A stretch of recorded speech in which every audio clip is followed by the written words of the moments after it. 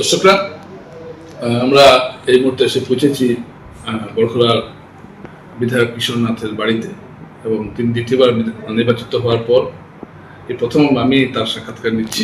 এই যে বিশাল বরখলা এলাকা, এর উন্নয়ন অনেক সমস্যা বরখলা এলাকায় আছে। তো প্রথম আপনি কোন কাজটা হাত দিয়েছেন করার জন্য? দেখুন, আপনি আরেকটা প্রশ্ন প্রয়োজন সমস্যা, লজিস্টিক পার্কের কথা আপনি বলেছিলেন। হ্যাঁ, প্রথম কি কাজ করব মানে সবচেয়ে প্রথম তো আমাদের সবারই জানা রয়েছে আমাদের যোগাযোগের ব্যবস্থা, কমিউনিকেশনের যে ব্যবস্থা। আপনি দেখতেই পাচ্ছেন আমি বিধায়ক হওয়ার পরই সঙ্গে সঙ্গে অনেক রাস্তা থেকে অনেক সময় মাঝে মধ্যে আমি দেখতে পাই, আপনারাও দেখতে পান নিশ্চয়ই, সোশ্যাল মিডিয়াতে বেরিয়ে এসেছে আমাদের রাস্তা এটা খারাপ, এই রাস্তা খারাপ, গাড়ি চলছে না, অ্যাম্বুলেন্স চলছে না, সেটা নিয়েতে অনেক চলছেই, সেটা আপনারা দেখতে পেয়েছেন। আর সেটা নিয়েই আমি শুরু করেছি।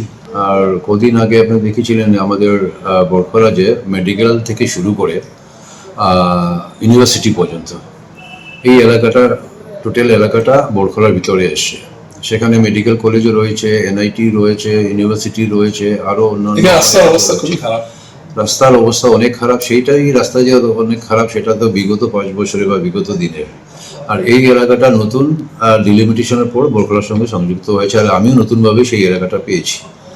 আর যখনই দেখেছি এরকম জনগণের অসুবিধা রয়েছে, আজ থেকে প্রায় মাসখানিক আগেও সেই রাস্তার আমি একটু টেম্পোরারি মেরামত করে দিয়েছিলাম জনগণের যে মানে আবেদনের উপরে, আর সেটা করে দেওয়া হয়েছিল। কিন্তু এই বৃষ্টির জন্য, এই যে কন্টিনিউয়াস যে বৃষ্টি হচ্ছে আর গাড়ির এত যাতায়াত হলে যেই টেম্পোরারি কাজটা আবার নষ্ট হয়ে গেছে।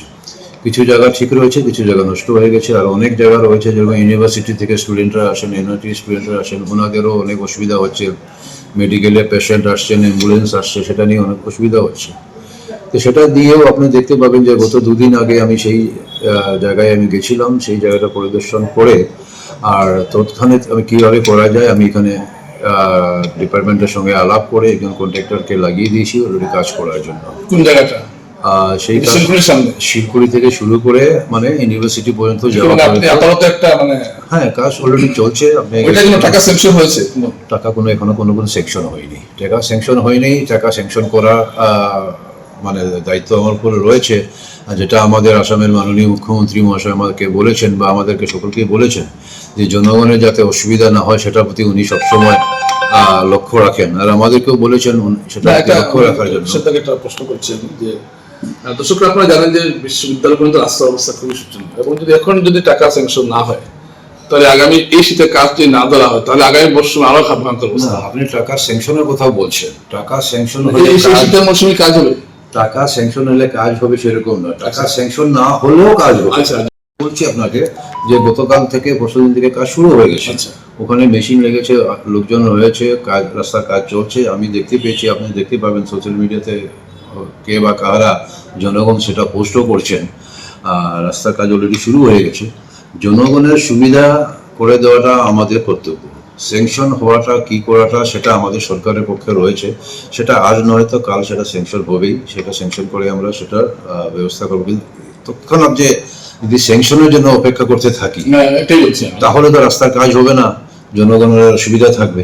এই জনগণের অসুবিধা যাতে না হয় সেটার জন্য সেটা কাজ শুরু করে দিয়েছি, আর এই ঠিক টাইমে স্যাংশনের কাজও প্রসেসিংয়ে চলছে। আচ্ছা, যে শিলচর কালাইন রোডের কিছু অংশ তো আপনার এলাকায় পড়েছে এবং এই অবস্থাও খুব শোচনীয়, এটা আপনার কি করছে? সেটাও আমি দেখছি, সেটাও ঠিক একইভাবে রয়েছে। শিলচর কালাইন অবস্থা যে রাস্তাটা রয়েছে সেটা আপনাদের জানা আছে কিনা জানি না। আমি যখন বিধায়ক হ্যাঁ, ভাঙ্গারপাড় পর্যন্ত আমার, ভাঙ্গারপাড় থেকে আরো 2 কিলোমিটার আগে পর্যন্ত আমার বরখলা এলাকা রয়েছে।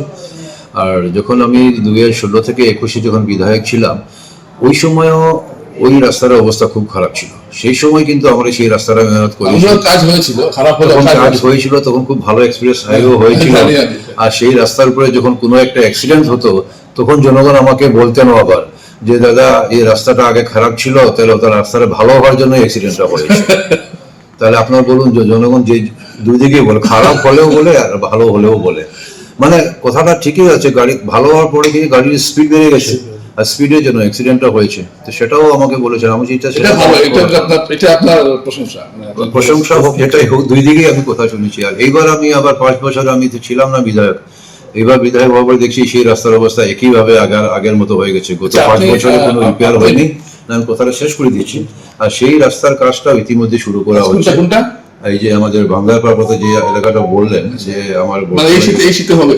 এই শীতে নয়, এই কদিনের মধ্যেই হবে, কদিনের মধ্যেই কাজ সেখানে শুরু হবে। না, বর্ষার মধ্যে আপনারা কাজ করবেন তারপর ভেঙে যাবে, এটা না না, বর্ষার মধ্যে যেগুলো যে পার্মানেন্ট যেটা কাজ মানে কিংবা হবে সেটা চলাচলের উপযোগী করবেন। চলাচলের উপযোগী করার জন্য সেটা কাজ ইতিমধ্যেই শুরু করা হচ্ছে।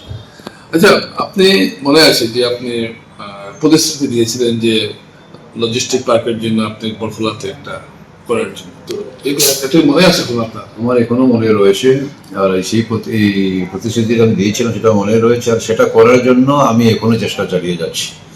আর সেই মাল্টিমোডাল লজিস্টিক পার্কটা যদি হয়ে যেত তাহলে আমাদের বরাক উপত্যকার যে রোজগারের জন্য ওনারা যে বাইরে যাচ্ছেন, বাইরে গিয়ে যে অনেক দুর্ঘটনা হচ্ছে, আমরা অনেক দিনে আমরা দেখছি যে বাইরে থেকে মৃতদেহ আনতে হচ্ছে আমাদেরকে, তো বাইরে গিয়ে বড় বড় অ্যাক্সিডেন্ট হয়ে যাচ্ছে। তো সেই সব হতো না যদি আমাদের এখানে সেই মাল্টিমোডাল লজিস্টিকটা পার্ক হয়ে যেত, আর এখানে যদি সেই রোজগারের ব্যবস্থাটা থাকতো। তো সেটা নিয়ে ইতিমধ্যে আমি করছি। কিছুদিন আগে আপনি দেখেছেন, হয়তো জানি না আপনি জানেছেন, আমি এবার লাস্ট অ্যাসেম্বলিতেও সেটা আমি কথা নিয়ে এসেছিলাম যে মাল্টিমোডাল লজিস্টিক পার্কটার সম্বন্ধে, যে বরখলা এখনো সেই পর্যাপ্ত পরিমাণে জায়গাটা এখনো রয়েছে, আর সেটার আনার জন্য আমি ইতিমধ্যে লেগে রয়েছি। আমি চেষ্টা করছি, আর চেষ্টা আমি চালিয়ে যাব।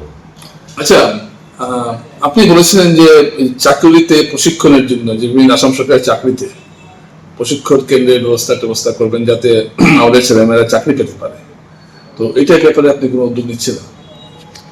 প্রশিক্ষণের ক্ষেত্রে আমাদের ছেলেমেয়েদের যারা চাকরির জন্য যেটা করা রয়েছে সেটা বিভিন্ন ডিপার্টমেন্টের মাধ্যমে সেগুলো করা হচ্ছে। আর এগুলো আপনি জানবেন, এই আমাদের পরীক্ষা বসার জন্য এখন আমি আমাদের তরফ থেকে বা আমাদের এমএলএ তরফ থেকে আমরা এখনই সেগুলো করিনি, বা সেটা করারও একটা আমাদের চিন্তাধারা রয়েছে। হ্যাঁ, সেটা একটা আমাদের চিন্তাধারা রয়েছে, আর আগামী দিনে সেটা আমরা চেষ্টা করবো সেটাই। দর্শকরা, কিশোরনাথকে আমরা পেয়েছি, তো বেশি দীর্ঘ আলোচনা করছি না কারণ তারও ব্যস্ততা আছে, তিনি যাবেন এখন। তো প্রথমত, যেহেতু আপনি 5 বছরে আপনার পুরনো অভিজ্ঞতা ছিল, তো এখন যে বরখলার যোগাযোগ ব্যবস্থাটা হলো বরখলার মূল সমস্যা, যেটা বাকি তো সমস্যা আছে, বেকার সমস্যা আছে, তারপরে বেঙ্গালুরু যাচ্ছে ছেলেমেয়েরা চাকরি করতে, দুর্ঘটনায় নিহত হচ্ছেন। তো এই যে রাস্তা, মানে আপনি যে রাস্তাগুলো বললেন এর বাইরেও তো আরো রাস্তা আছে, অনেক রাস্তা রয়েছে, বিশাল এলাকা। তো এই সবগুলোই কি শীতে হবে না কিছু সামনে বছর?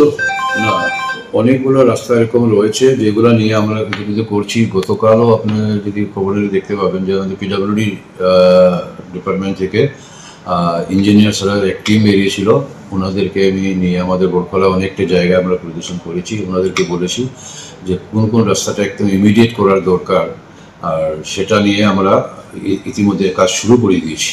আর আজও সেটা সার্ভে চলছে, অনেকটা জায়গায় ইঞ্জিনিয়ার আমাদের পিডব্লিউডি ডিপার্টমেন্ট থেকে ইঞ্জিনিয়াররা গিয়েছে আর সেইগুলো রাস্তা দেখার জন্য, সার্ভে করার জন্য, আর তৎক্ষণাৎ সেটা একটা এস্টিমেট বানিয়ে কিভাবে কাজ করা যায়। বা কিছুদিন পর আমাদের পূজা আসছে, দুর্গাপূজা আসছে, তো দুর্গাপূজার সময় যদি সেই রকম রাস্তা খারাপ থাকে বা এরকম থাকে, জনগণের অনেক কষ্ট হবে।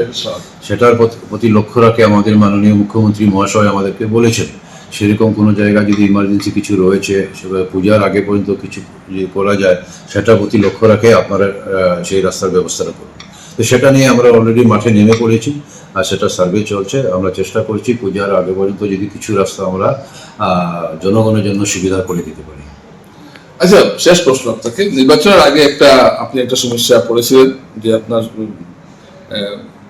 3টি মন্ডলের সঙ্গে আপনার সম্পর্ক ভালো ছিল না, এবং এ নিয়ে দলীয় নেতৃত্বকে হস্তক্ষেপ করতে হয়েছে। তারপর যাই হোক আপনি বিশাল ভোটে জিতেছেন।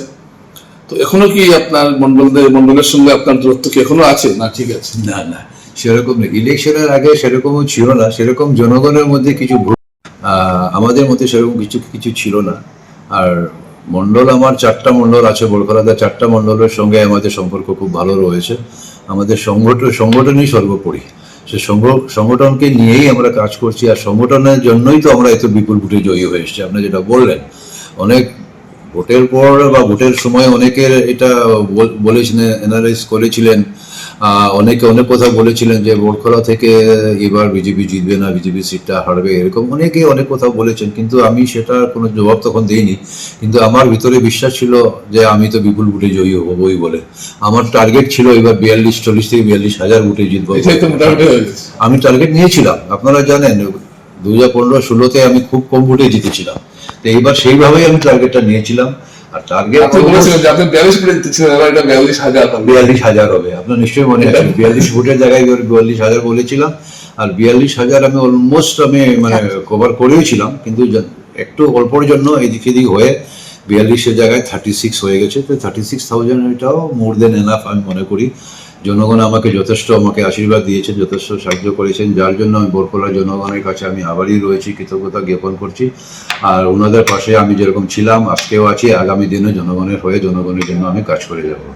অনেক ধন্যবাদ।